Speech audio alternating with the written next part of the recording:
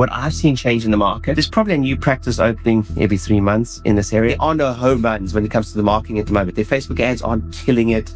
Nothing's killing it. It's just like back to basics, boring stuff. We know if patients are compliant, they get the best results. Usually convenience and compliance are like this yin and yang relationship. The more convenient, the less compliant. What it costs to hire a chiropractor at DC is more than double what it used to be. And we're not charging $100 a visit to run a family lifetime wellness practice. So we need to be more efficient.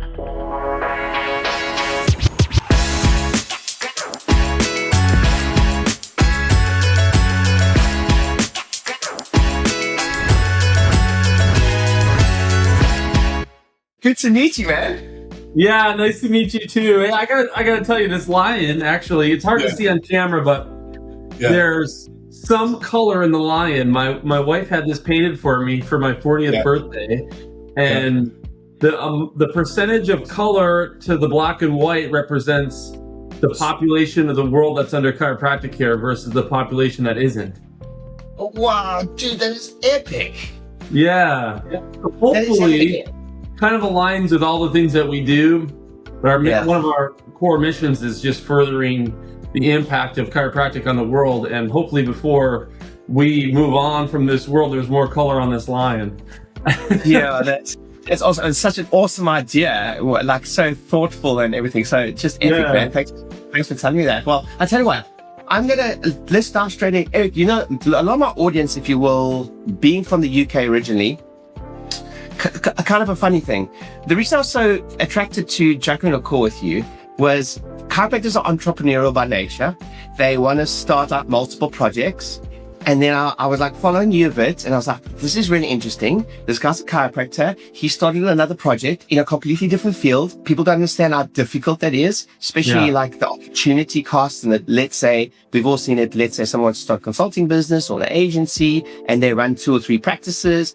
And I've seen it so many times with our clients that the business then drops there because the opportunity cost, and it's hard to look at 2 things. And then I just thought that, Eddie, I'm sure you've got lots of stories, as many entrepreneurs do, but from the outset, I'm really interested in that journey with you, and then also the understanding that, like, a lot of my audience, if you will, originally from the UK, don't know what SKED is.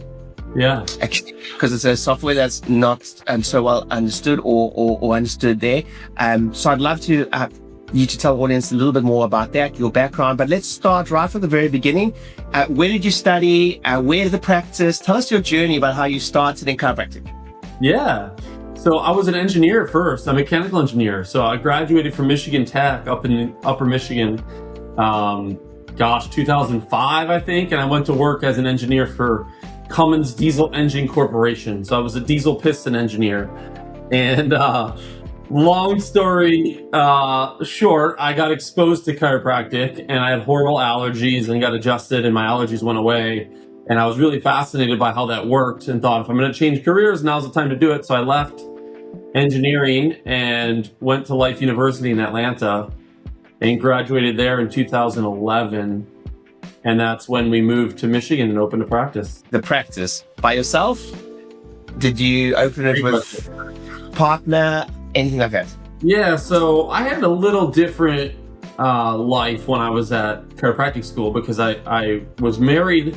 As I was engineer, I got married in that short 1.5 year time frame. And so when I went to chiropractic school, I'd already been in a career and I left that career and I had a wife and we were starting a family. And so I was working as an engineer part-time while I went to chiropractic school. Plus we started a family, so we had 2 kids while we were in chiropractic school. And my original vision was to get into neurology of chiropractic and study neurology and get a diploma in neurology when I originally went to chiropractic school. And then the more I got exposed to it and we started a family is where I really got excited about taking care of kids and families. And we wanted our kids to get adjusted, and we wanted to get adjusted regularly or checked for subluxation. And it was back then $40 a visit if you weren't a student. And for 4 of us, $160 a week is way too expensive. We couldn't afford it as students. And it really just transformed our vision we wanted to make chiropractic care for families possible. And so my wife and I, with 2 kids, moved to Grand Rapids, Michigan in 2011 in March.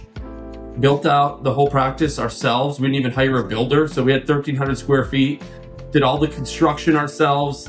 We built this curved wall, and I just used Google and said, how do you build a curved wall? And went to the hardware store and bought the stuff. Yeah. Put up all the drywall, did all the things. We opened August 1st, 2011. I was the chiropractor. My wife ran the whole office and the front desk. We hired 1 team member, I think, because we were having a kid in March. So she was pregnant at the time. And we had 3. That was number 3, yeah.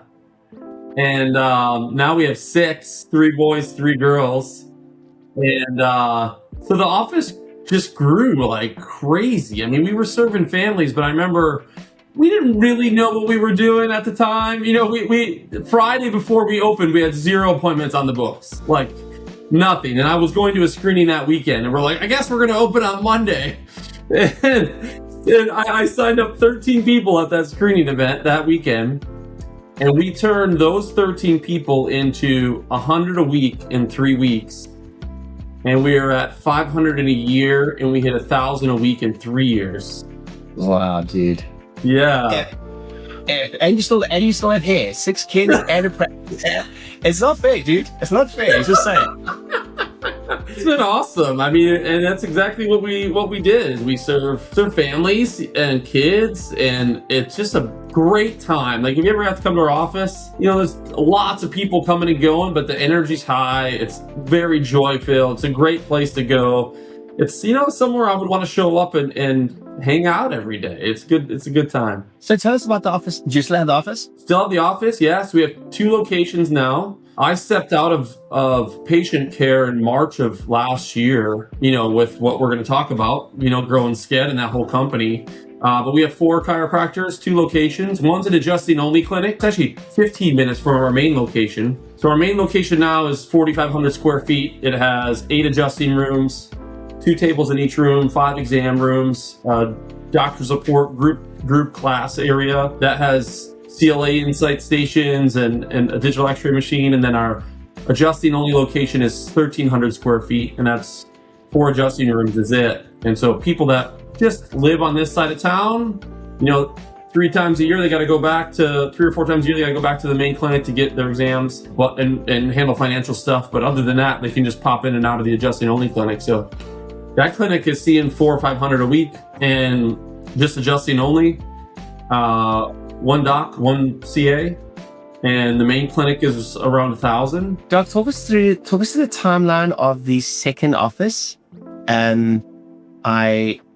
I made offices at one point, and I think, you know, you've probably met lots of people that have either wanted to do the second site, the third site, or the 4th site, or whatever. I think there's a general rule of thumb. If I had a British saying, if I had a penny for every single time, or if I had a cent for every single time I launched something, and then afterwards said, wow, that was harder and took longer than I thought it was going to take. Yeah. Every time. And then the complexity. So if you will, for quite some time was, if you will, the poster child for multiple practices, multiple associates. For most people that come to me going, I really want that to follow that path. Oftentimes by the end of the conversation with me, they're like, okay, I get it. I'm not going to do it. Yeah. Because this opportunity cost thing, which I don't think, as entrepreneurs, I think you could probably relate to this. So I don't think I've fully learned my lesson yet with opportunity cost. If you had to be a gambling man and gone like, out of every 10 projects we do, you know, how many of them did you bin, and how many did you actually like go on to do the thing? It'd been an interesting stat to look at, you know, that most people look at all the things. It's more the stuff that you've messed up on. But I'm interested in your second site, having had such an amazing 1,000 a week practice within 3 years. Where in the timeline, where did the second site come in the timeline? Like how long into the first site? Yeah, great question. It didn't come for 10 years. So yeah, 2021, we opened that clinic. And it was interesting because I'm a lifelong learner. And so I see people, you know, that open second clinics, and according to the outside world, it looks like they're super successful. But on the inside world, it's like the worst decision they ever made. Because they just lost their time, you know, and now they just have double the responsibility. And so looking at that, I knew we had people that quit coming to us just because it wasn't convenient anymore. If they were in a lot of pain and they were like in initial intensive care, they would drive the 25 minutes, 3 times a week. But once they got out of that and they were on wellness care, at some point they just were like, all right, well, this is just too big of a hassle for my life. I get it. I can afford it. I understand it. I value it. I just don't value it enough to commit to driving all the way over there with all my kids every week. And that's where we saw an opportunity. Well, let's just open a spot and see if it works. And it was also an opportunity for me to get out of the main clinic physically, and like remove myself from all the people that relied on me for 10 years. So you seeded the second site, basically. Yeah. You went. Yep. And I was like, all right, if you want to come see me, you got to come over there now, and so people, there was a couple that came that ended up driving over to the other one just to see me, but it wasn't, and it just helped me kind of take that step towards working on the business more than in the business. Yeah, fantastic. And it sounds like if your first site sounds big, you said 8 adjustment bays, 2 benches in each. Yep. That allow how many associates in that site? We have 2 full-time, 1 part-time. Yeah, so it allows you to scale associates there. And then the other site, it sounds like the definition satellite practice doesn't really fit well, but in your definition, it sounded like a bit of a satellite practice, low overhead. Yeah. Perhaps the rent was really achievable. It sounded like you maybe weren't even tied in for that long for the first lease, the way you're talking. I think those are important nuances in the journey of telling people about the second site, because I've seen just like you. It looks great from the outside. I've got this saying that most people hire an associate for one of 2 reasons, or both these reasons. Is they hire an associate to have more time and more money, and very seldom does it give them that in the first like 3 to 6 months. And actually a second site's the same. It's like, I want a second site. Why do I want a second site? Well, I want freedom. Well, like, it's not going to give you more freedom in the beginning. Erik was practicing 10 years, 1,000 a week practice before he opened the second site, and he still decided to go to the second site. Yeah, I think that's a really important point to put across to anyone listening to this, is like, you couldn't be more successful in 1,000 a week practice, and you still decided that you needed to be the person at the front end, let's call it the selling or the brand of it going forward. So I think that's just having been there myself. My first 4 sites, so we had 2 sites. I bought into 2 sites, and then from 2 to 4, I was still adjusting, but I was also the seeder. I went and started, or if we bought a practice, I was the first person in.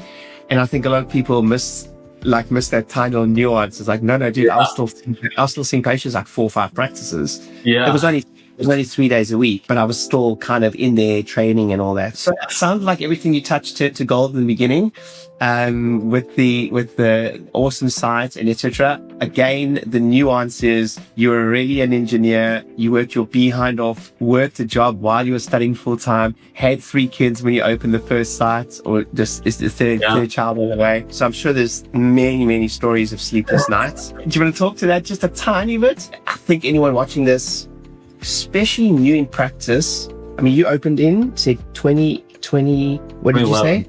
2011. What I've seen change in the market, I live in a very desirable area here now, Sarasota, Lakewood Ranch. There's probably a new practice opening every 3 months in this area. Probably, I think 50 chiropractors within, I'd say 10 miles of here, like 50. And so that means, whether it's your Facebook ads or whether it's tough to get that to work. And I work with a few younger docs in my area, and besides, they're also very pediatric and family based, but besides giving an incredible service, making sure you work super hard on your referrals, there are no home runs when it comes to the marketing at the moment. Their Facebook ads aren't killing it. Nothing's killing it.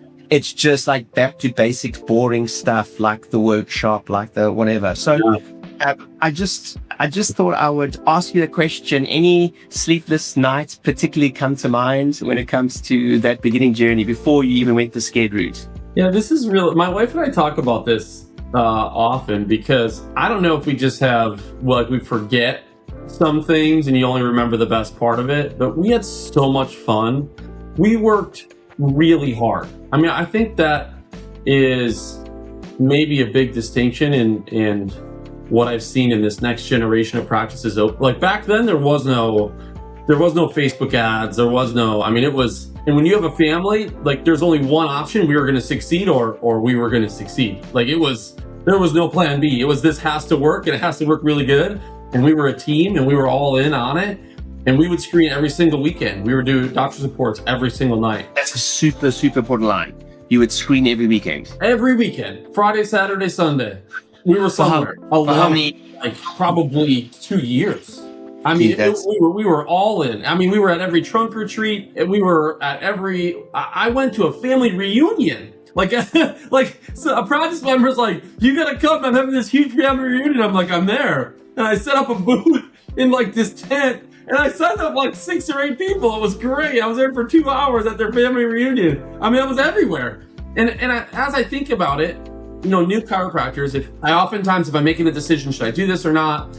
I'm like, okay, if you were racing another chiropractor doing the exact same thing in your town, and the first one to whatever your goal is, 300 a week or something, would get $100 million, would that change your decision on doing it or not? You would do everything. The problem is we're all just so comfortable, and we're like, oh, I'll just throw money at Facebook ads, or I'll do this. All of that works so much better if you're also doing everything else in the community, because people see you everywhere, and you develop relationships and connections. And we didn't even care if we signed up anybody. There were some weekends we'd work all weekend. We got 0 appointments, and we're like, hey, that's a win. We were out there. We were serving the community, and it always came back tenfold. Just not in the way, but it was the consistency that just made us a presence. And if you think about your community, if you're a new office and you're thinking about your community, and there was a guy down the street that was everywhere, screening every weekend, and he was going to do it for 2 years straight, you'd be a little worried.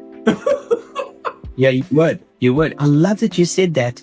I screened the whole weekend and didn't get anyone, because you can't always be measuring the ROI. It's intangible. And especially today, are you familiar with that Google study that came out, the 7-11-4 rule? No. So Google did a study recently on buyer behavior and stuff like that. Very recent. It's a 92-page report. You would find it super fascinating. I have read the whole thing. It's super complicated, but bits and pieces. Anyway, it's summarized in this, like, let's say Russell Brunson funnel, where it's like they come to the top of the funnel, and then we can send a few emails, and they get them in an appointment or a call, and then we measure ROI.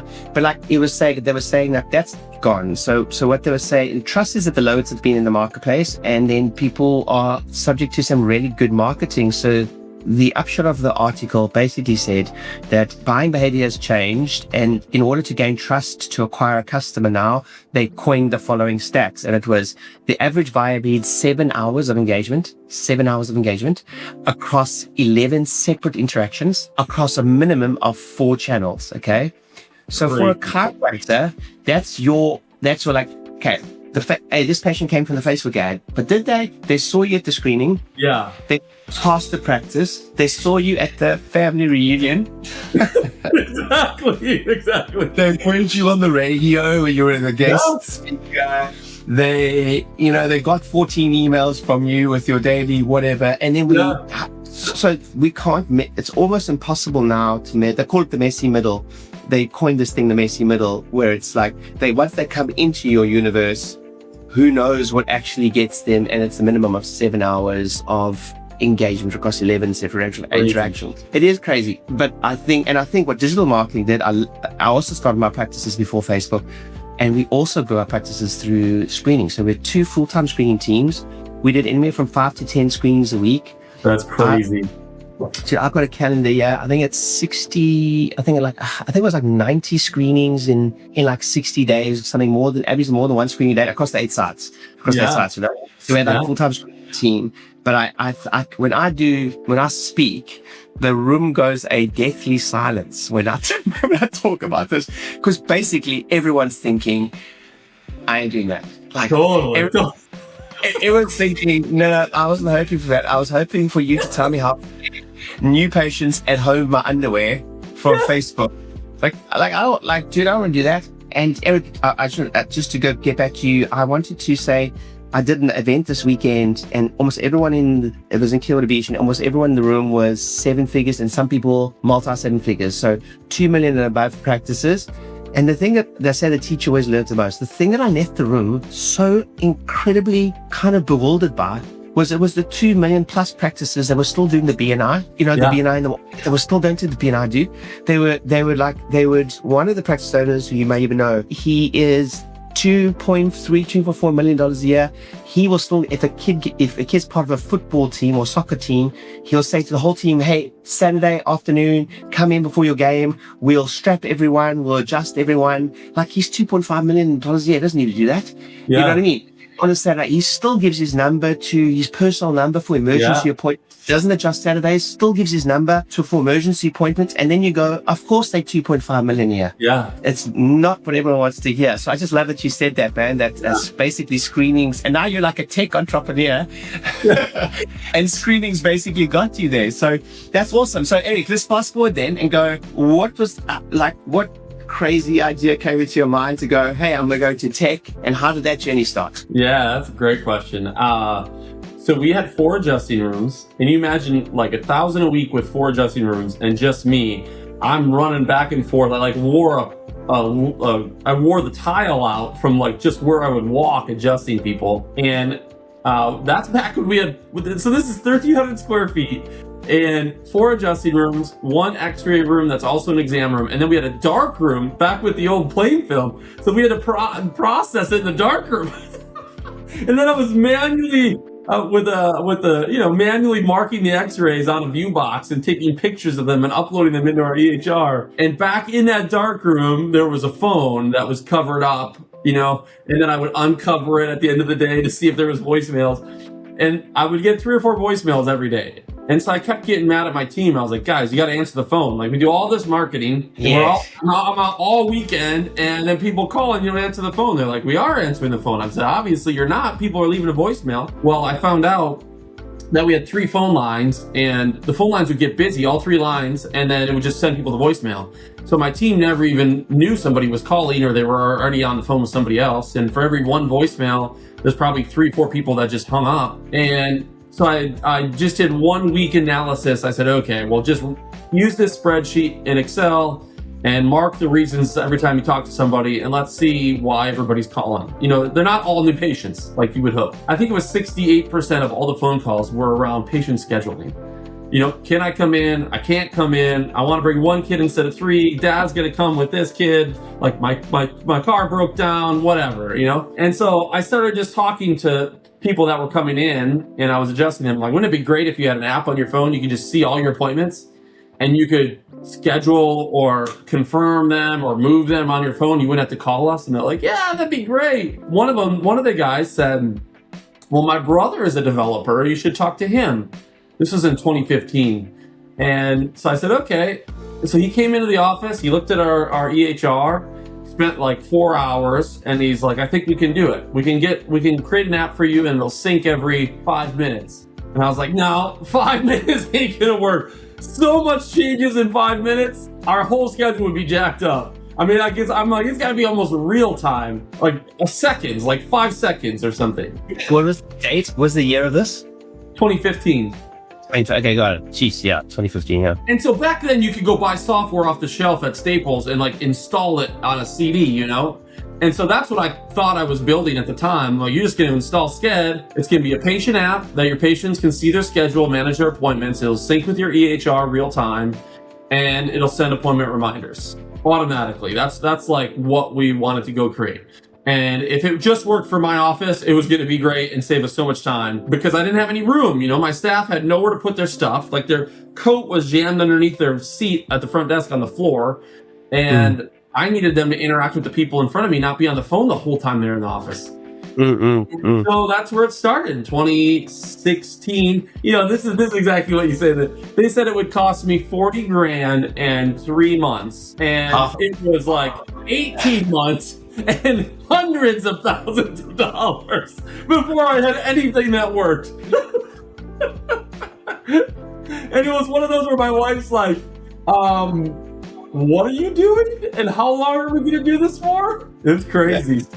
That is so funny. Yeah, we'll get into AI in a moment, but I had the same thing with an AI project.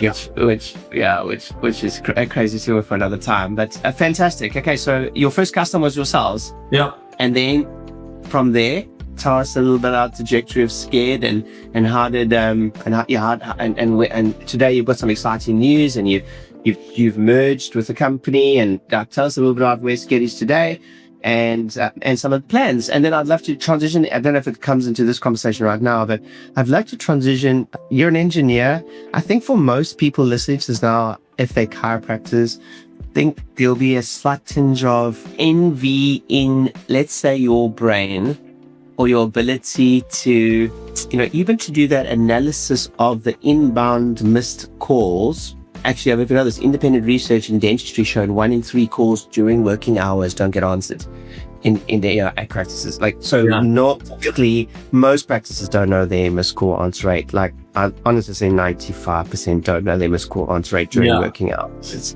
It's insane, So with the 8 sites, that was, for one point, that's all we tried to solve for ages, was a hunt group, was when it ran 3 rings and it went to another site, and there was thousands of calls on a Monday morning and a lot of work there. So I'd love to know, with everything going on right now, what opportunities do you see, and what are you guys working on? Tell us where SKED is now, and then tell just any insights in AI, and where do you think AI is going to support chiropractors with the EHRs, or any projects or any ideas you think of where it's going to go? Well, all those questions is about 4 hours of it.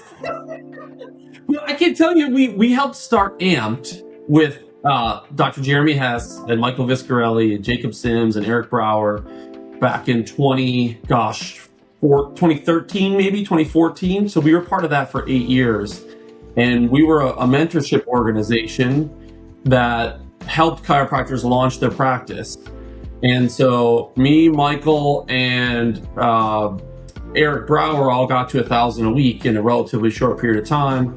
And then we just helped build this, classroom mastermind. And we had huge conferences. 2020, we had 1,300 people in the room in Atlanta at a conference. And so when we launched SKED back in 2016, 2017, we had all those other people that also had the same problems we had, So we solved it for ourselves, but then we said, hey, everybody, look what we just created, this awesome system. And so that helped get a lot of users using the product and solving their problem too. And then it just expanded, from there. But one of the unique things that we did is we were the first to market with a patient app, and we wanted to create a great patient experience that also saved the office time. I think there's a lot of solutions out there that are one or the other. Like, okay, this is really good for patient experience, but now it takes the office 10 more minutes every single person they see. Or it's really great for the office and saves you a bunch of time, but now it's a hassle for the patient, So if you can find a win-win where people don't want to call you anymore, they want to just see their appointments linked to their Google Calendar, and they can see them in their Google Calendar, their Outlook calendar, and they want to be able to just move the appointment by 20 minutes or message you really quick, and they want convenience. That's even what we saw when we moved off and we added the second location. We added it because patients were quitting because it wasn't convenient enough. And so SKED is all about, how do we make it really convenient for the patient, but also more compliant for the office and more efficient for the office, and stuff that the office doesn't want to do anyways. How do we code in the back end? And I guess that's what makes us really unique, is we know the problem so well because we use it in our own clinic at a really high volume. And we know if patients are compliant, they get the best results. So usually convenience and compliance are like this yin and yang relationship. The more convenient, the less compliant. So we really have great settings to allow whatever type of practice you run and whatever type of community, you can level up or down the convenience. You can make it less convenient or more convenient on whether they can reschedule, what they can see, what they can cancel, where they can put things, how far in advance they can schedule, or all these little settings to allow you to dial it in for your practice, which I think is just so cool and so unique about what we do. But we knew at some point, so SKED integrates as an add-on to ChiroTouch Server, Platinum EHR System, Genesis or Clinic Mind, and ChiroHD. And we solved this problem for all those offices. And we had almost 500,000 monthly users with the patient app. So 500,000 patients are using the app on a monthly basis to access their clinic. And we knew at some point we either needed to build statement of record and EHR system, or find one that aligned in our values and our culture and combined, because we were limited by the access to the data in the EHR system. We had some really cool, innovative things we wanted to do, but we didn't have access to the right information at the right time through the APIs with the EHRs to build what we really wanted to build, and AI was a big part of it. Like, we wanted AI messaging and AI phone systems and all this AI stuff, but we didn't have access to all the data records. And so it made sense last year with Gabe and ChiroHD to really combine entities and build one outstanding system that all works together and talks to each other. And we're really just building, like, what we're going to build in the next 3 to 5 years is going to change how you run a chiropractic office. And I think when I look back, our first team member in 2011 was $10 an hour with no benefits. We've increased how much we charge for adjustments since then, but not to the scale as what it costs us to run the practice. Totally. Now we're paying $25, $30 an hour plus full benefits. Totally. And what it costs to hire a chiropractor at DC is more than double what it used to be.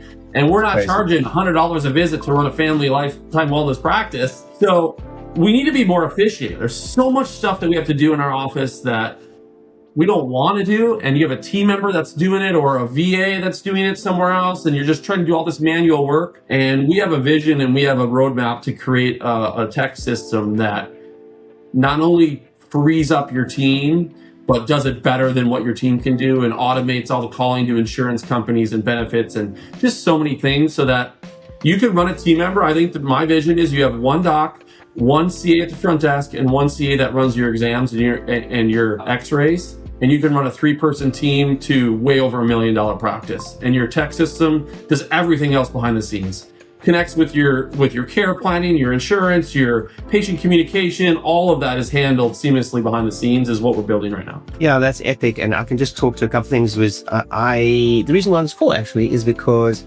we have a AI telephone system that we have kind of 35 live, actually 55 on total of 55 onboarding on it. It's been a really cool journey, and the links with everything has been very important. And then we came across SKED, and it was interesting when we came across your team. There were other providers, let's say, or other users in the space that made it really difficult for us. But we still had the common denominator was the customer. And actually, SKED was like the first company. Truly speaking, Eric, was like with your team, everything was like there was this understanding that there's a common denominator, which is the customer. And it was like, hey, let's help our customers get better. And we jumped on call with your team, and they're like, and then we saw the complexity of the system, which is like you said, it can be so customized, it's crazy, like per practitioner, etc. And to build that out with you guys has been awesome. So I've seen the back end of SKED, if you will, and the complexity involved there, and we were just so impressed. But more than anything, we were impressed with the heart, because it could easily be seen as like, hey, let's not have that integration with you guys, or let's not help you. But we didn't get that vibe at all with you guys. It was so cool. It was amazing. And then, so the other providers were like, no, dude, like you're, if you will, your competition. And we're fully aware that SKED and ChiroHD are going to build out their own AI system as they should. And it's exciting too, to see that. So I just want to say that about the heart that we've seen in SKED and at ChiroHD should be coming across. And then something you said was interesting is I've seen this, what I've been seeing in software is kind of like 3 steps. Step 1 is there's a compromise on what the software can do, but there's a massive cost saving. Step 2 is it can do exactly the same as the CA, but a massive cost saving. And what you're talking about is getting it to a point where it can do better than a human, which is hard to conceptualize. Like, better than a human, which is what we're seeing essentially with AI, and there's a massive cost saving. And we've had some of our customers now, for the first time I've ever seen this, they've opened second sites, CA lists. Now I'm not a fan of, we want CAs doing what CAs originally did prior to, let's say, technology. So if we think about a practice, before social media posting, before Facebook ads, before putting electronic records, there were practices that saw 1,000 a week literally with like paper or 5,000 of paper calendars. And I saw this interesting like analogy that now we've asked so much of our front desk. They have to be the social media poster. They have to be the EHR expert. They have to be the AI expert. They have to be the telephone expert. They have to cash up. They have to do reconciliation, do all these type of things. And no wonder, like, let's say the service with the person in front of you has been compromised. We really need CAs going, my belief, because we need CAs going back to a person in front of you. That's how do we serve more? So do you want to talk to any ideas of, I know you've got lots you guys are planning, but any insights for anyone listening about what you think AI can bring to a practice one day? Like you running 8 clinics is incredible. But imagine if I'm sure in your network, you were the guy that was the best communicator. You were the guy that had the most energy. You always knew what to say and how to say it and when to say the right thing to the right person, right? To not only improve compliance, but improve conversion and improve retention. But as soon as you step out physically, so does all of that communication. I want to build a system that could be run by your associates, but the technology knows, what did the person come in for? Are they compliant? All the things that you know when you're taking care of somebody. You look at the EHR screen, or you just see them enough where you know, I got to talk to them about this today. Otherwise, they're a flight risk because they just missed 3 appointments in a row. How do we build a system that knows that already knows that, and then will communicate to them and interact with them in the way that you would interact with them, with the information how you would interact with them, and also how they want to receive it. And so what AI is really good at is learning and adapting. So right now, we were innovative in sending an automated appointment reminder, because before that, in 2012, you had to manually send a text message to each person, and maybe they would get it, maybe they won't.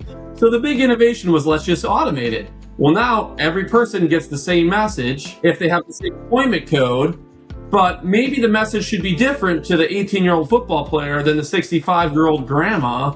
Maybe the 65-year-old grandma loves checking her phone at 8:30 in the morning, and the other guy likes it at 7 in the morning. So AI can learn these patterns and these habits to communicate in the best way, not only for our practice, but in how the person wants to receive it at a level that you just would never be able to do on your own. Well, so it's really customized according to the person. I've seen similar systems where the emails are customized according to A, when the person's in their inbox, and B, when they typically are in their inbox more. So that's another version of what you're saying. With the 8 sites, one of the biggest challenges we had with 8 sites, 30 associates at any one time for 10 years. I always say is the reason I'm bald. And but when an associate left, so that the handover process, we had a few strategies used. One strategy was we would send a couple emails going, yes, from the doc leaving, in their words saying, new docs coming in, I'd love to personally introduce you. There's no charge for it to bring that process. But if I had your lid system and your personalization, not only would that be easier, but the information for the new doctor coming in, that was always the difficult thing. Is like, and it wasn't only the clinical stuff. It was that Mr. Smith has 3 kids that played football. How do you pass that stuff across, Yeah, the relationship. Yeah. Which was always my biggest frustration. Is it's less important. The clinical stuff is less important. It's more important that the doc feels they've been spoken about to the other doc, more so I came in with this, and don't forget that Johnny plays football and he may also want to get adjusted, and that they were able to make that connection. So for what I'm hearing, once a year I got this shoulder issue. Yes, all those random things. Yeah, it's not about it's just more that they feel like they're being spoken about in that detail. So it sounds like your system's going to be able to do that. It's really exciting, by the way. I often think about if I ever had I don't have the 8 offices anymore, but if I have the 8 offices, I think we're moving into a time where it'll be easier to open the satellite offices, etc., with just one person at the front desk, because the overhead that I'm seeing, especially in the United States, is killing practices. It's really tough to hire that front desk. So if there's an opportunity for us to really minimize that overhead at the front desk for us, but crucially not get rid of CAs, in my opinion, is we want CAs facing people, but they can do more what they're great at, which is patient communication. Closing thoughts from you, Doc. And this is first of all, let me say it was awesome to meet you. I've been wanting to connect with you first time. Anyone listening to this, the first time Dr. Erik and I have ever connected after many attempts, let me tell you. And let me tell you, we're both busy guys, and thank goodness we have good people around us to connect us. But closing thoughts from you, from incredibly successful guy who's done multiple businesses, a lovely human being, which I think is so nice for everyone to see. Didn't always have it easy with third kid on the way with the practice, went out to the screen. So closing thoughts from you, Doc, just to for anyone listening right now about anything success or next steps or anything like that. Yeah, thanks. Well, I appreciate you connecting. I'm so glad we finally got to do this. This is an awesome profession. You know, one of the things that we're all aligned on, and if you're listening to this, you're aligned on it too. You're a chiropractor or you're involved in a chiropractic practice. And we have an amazing profession. Like, it literally is amazing. So don't lose the fire of the power of removing nerve interference and subluxation. Like, that is what makes us so unique, and it works. And it changes lives, and our world needs us to do that. And our world, and wherever you fit, you know, whether you're meant and you're built to take care of people, and that's what your gift is in an office setting, or your gift is to run the business and work on the business instead of in the business, wherever you can find that niche, we need more people that are dedicated to serving this profession and growing this profession and seeing people and technology and systems and processes and marketing and communication. I get to interact with so many great chiropractors, but the world needs us. Like, we got a long way to go. Like, what they think about chiropractic, and this behind me, like this lion is all black and white, which means majority of the world doesn't know about chiropractic, doesn't know what it actually is, and isn't actively seeking it to improve their well-being. And I think we have to. If the world was getting adjusted, we'd be a happier, healthier, more joy-filled place. And you just start with your communities. And I think at the end of the day, it's worth it. The work is worth it for the end result of changing people's lives. Because literally every person that comes in your office, not only is their life changed, but the downstream effect of everybody they interact with their friends and their family, their lives are changed. There's very few things in this world that you can do to have that kind of lifelong impact and help other human beings. And I think that's just so awesome. And I'm glad that I was able to talk to you about this today. And it sounds like you're doing similar things. So it's really cool. That's awesome. Thanks for your time today, Doc. Guys, please check out SKED ChiroHD. They're more than anything, they're just a cool group of people that I've loved interacting with. So just on that alone, that goes better than people might realize in a world of some tough environments there. So just in that basis alone, you know what I'm talking about. I can highly recommend working with them. I thoroughly enjoyed my interactions with them every time. So I appreciate you, Doc. Thanks for connecting us today. Thank you for giving us all inspiration, and all for all the chiropractors out there. The reason I wanted to speak to Dr. Erik is because I know you're entrepreneurial, and I know that you like to do other things. Keep the main things the main things. The biggest takeaway I've got from this was 10 years of running an office before you opened your second office, before you did SKED and before you went into many of those things. So just remember that as entrepreneurial as we are, still involved in chiropractic, still have an office, have an amazing multi 7-figure business on top of that. So I appreciate you, Doc, and thanks for all that you do, and speak to you soon.